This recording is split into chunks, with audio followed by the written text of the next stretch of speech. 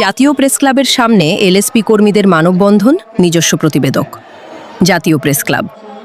রাজধানীর জাতীয় প্রেস ক্লাবের সামনে লাইভস্টক সার্ভিস প্রোভাইডার এলএসপি কর্মীরা তাদের বিভিন্ন দাবি আদায়ের লক্ষ্যে এক মানববন্ধন কর্মসূচি পালন করেছেন। রবিবার ১৯ এপ্রিল সকাল ১০টায় আয়োজিত এই কর্মসূচিতে দেশের বিভিন্ন অঞ্চল থেকে আসা শতাধিক কর্মী অংশগ্রহণ করেন।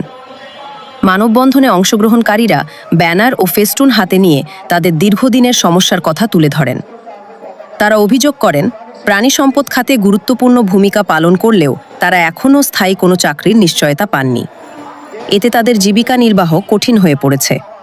বক্তারা বলেন, আমরা দীর্ঘদিন ধরে মাঠ পর্যায়ে কাজ করে যাচ্ছি, কিন্তু আমাদের চাকরি এখনও অস্থায়ী অবস্থায় রয়েছে। দ্রুত আমাদের স্থায়ী নিয়োগ দিতে হবে। তারা সরকারের সংশ্লিষ্ট কর্তৃপক্ষের প্রতি দাবি জানান, এলএসপি কর্মীদের ইউনিয়ন ভিত্তিক স্থায়ী কর্মসংস্থানের ব্যবস্থা নিশ্চিত করতে হবে। মানববন্ধনে আরও বলা হয়, দাবি আদায় না হলে ভবিষ্যতে আরও কঠোর কর্মসূচি ঘোষণা করা হবে।